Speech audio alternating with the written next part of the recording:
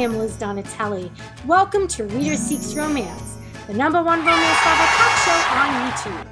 In today's episode, I chatted with Amazon best-selling historical fiction author Nicola Italia. Nicola discussed her new Victorian-era historical romance, The Imperial Orchid, and she talked about researching the orchid mania phenomenon. Also, Nicola played a Victorian trivia game that I created called Nanty Narking. Enjoy, and be sure to like, comment, and subscribe. Hi, Nicola. Welcome to Reader Seeks Romance. Hi, nice to be here. Congratulations on publishing your 16th novel, historical romance, The Imperial Orchid. Thank you. I can't believe it. Sometimes I'm like, whoa, 16, and I'm working on 17. The Imperial Orchid is basically, we have Frances Wakefield, and she's the heroine, and she's actually the younger sister of the heroine from Among the Darkness Stirs, which is number 15. So Frances is an illustrator, and what that means is back then, photography was coming up. It was around, but it was not as prevalent. It was very expensive, and she would illustrate for the Royal Horticultural Society. And so she's on the list. She's very experienced. She's very well, sought after to be an illustrator.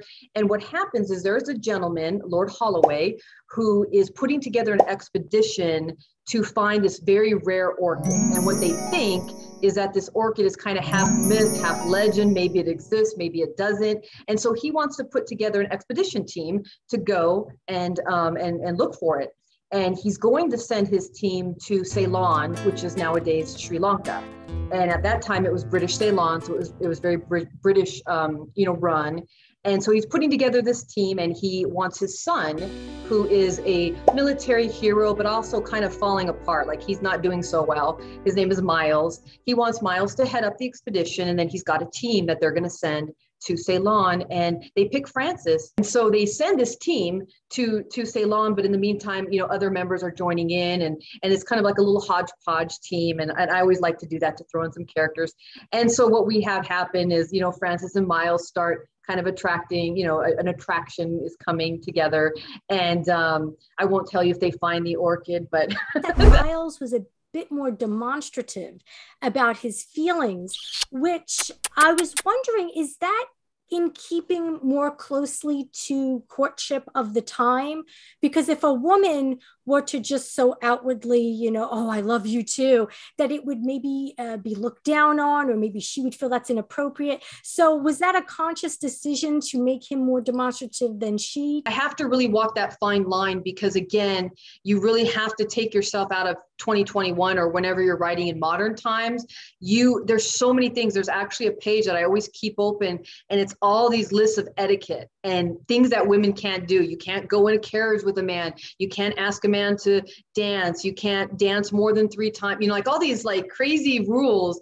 And obviously, you can't say that, somebody didn't like take her guy aside and go into the conservatory, but they were very strict. I think you have to take that into consideration and make them what they would be as a woman living in this time frame. So the guy is going to be a little bit more forward, like if you're talking about like under the bed, or when he takes the chance to kiss her when they're at the concert, obviously, those are things that was really pushing the boundaries. And I'm sure if there was a father or a brother or somewhere around her, he might have been, they didn't do duels in the Victorian era, but maybe that might have happened. So there's this hunt for an orchid, which ties into the real life phenomenon of the time, which is the late, Victorian era, orchid mania. So how did you find out about orchid mania? And what about orchid mania spoke to you as a historical writer? I was looking up like exciting or things that were happening in the Victorian era. And of course, a lot of dry things, the marriage of Victoria to Albert, Jack the Ripper. Okay, I don't want to write the 900th book of Jack the Ripper.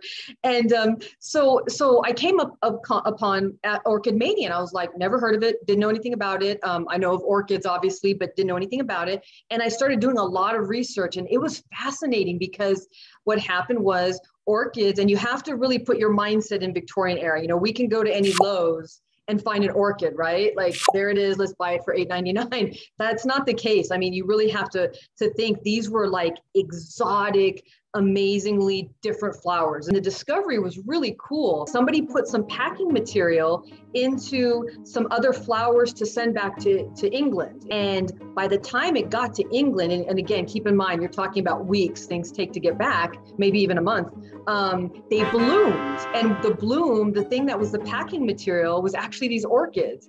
When they discovered it, it really became Orchid Mania, and everybody was like, they got to have it.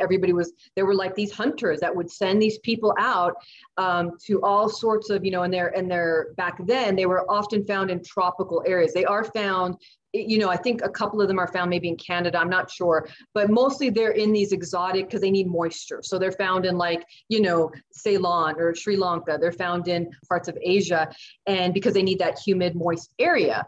And so that's what happened. So these really rich, wealthy landowners, these wealthy gentlemen were collecting them, and they would send these guys out into the middle of nowhere, and they were dangerous because, you're talking about like, 1860s, they're going to these, jungles, they're being killed, they're being, maimed.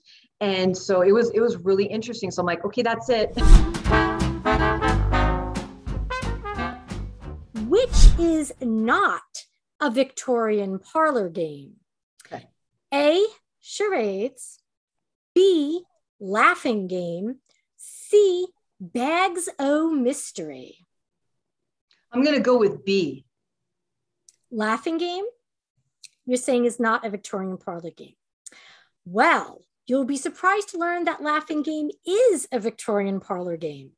Damn. And I even have the description here. All players sit in a circle. Each player takes turns saying ha, ho, or he. The first player to start laughing loses and is out of the game. So which one was not the Victorian? Bags o' Mystery. Bags o' Mystery. So Bags o' Mystery is an 1850 term for sausages. Okay. I thought you were throwing a loop there because you said the bag o' mystery. So I thought, okay. As we know from your novel, orchid hunting was all the rage of Victorian England. The orchid's scientific name, orchis, derives from the Greek word for A, exotic, B, virility, C, testicles. I'm going to go with A.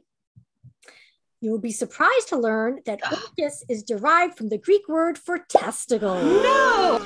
The flowers also have a symbolic value that spans many cultures due to their resemblance to both male and female sexual organs. I can see the female in it, but I didn't see the male. I guess someone saw it in there. Somebody did. Someone with testicles on their brain. Can you decipher Victorian English? Bertram was half rats by tea time. He called his chuckaboo a meter and batty-fanged him with a rain napper. This is so cruel of you, Liz. Cruel or brilliant? Okay, brilliantly cruel. He's like crazy by the afternoon. Yeah, maybe he's getting into a fight with his girlfriend or his wife, or it could be a guy. He called his guy friend. Okay, so he's got a guy friend, and the meter I'm not getting, but then he hit him over the head with an umbrella. Okay, pretty good, pretty good. Bertram was partially intoxicated by tea time. Okay. He called his close friend a coward.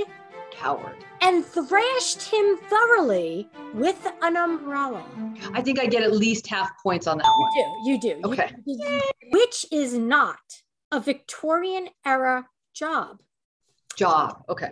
1, resurrectionist. 2, porridge waif. 3, funeral mute. Oh, those all sound like, because the Victorian era was so weird. Yes, it was. The funeral, like, God, it could so be that one, or it couldn't be because they were like all into death. I'm going to go with number 2, the porridge waif. You are correct. Porridge waif I came up with is not. That sounds weird. That sounds made up too. Oh, I thought that maybe it sounded kind of. The porridge is like spot on because they did eat porridge, but then the waif, I'm like, would somebody be a waif? But I guess they could be. Well, I figured it was like the waif child who boils the water for the. Yep. Oh, can I have some more, please? Right, like kind of an Oliver type. Yeah, so resurrectionist. Do you know what a resurrectionist is? No, it sounds very scary. It's someone who would steal bodies from graves for medical. That's what I said. Someone who's very scary. And a funeral mute would dress all in black with a sash. Adults wore black, white, children wore white, while carrying a long cloth-covered stick and standing mournfully and silently at the door of the deceased's house before leading the coffin on its processional route to the graveyard. As I said, the Victorians were a little obsessed with death. Which is actual advice from the Marriage Guide for Young Men, written in 1883. Okay. I have 3 pieces of advice here. Okay. Seek out women with large bulbous heads. They're bound to be well-sexed and full of pluck. Or seek out women with finely sculpted hands. They're bound to be obedient and full of grace. Or seek out women with rosy lips. They're bound to be libidinous and full of kisses. Okay, well, 1 sounds really ridiculous. 2. You think number 2 is the actual advice? Advice. Okay, well, you're wrong. Damn. I made that up.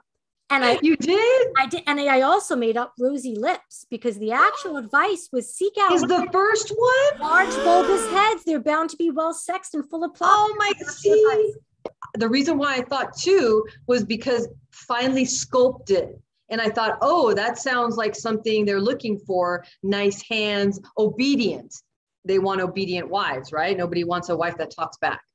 Hey, I've read my fair share of historical. You have. You fooled me. Thank you again for taking the time to join me. It was fun.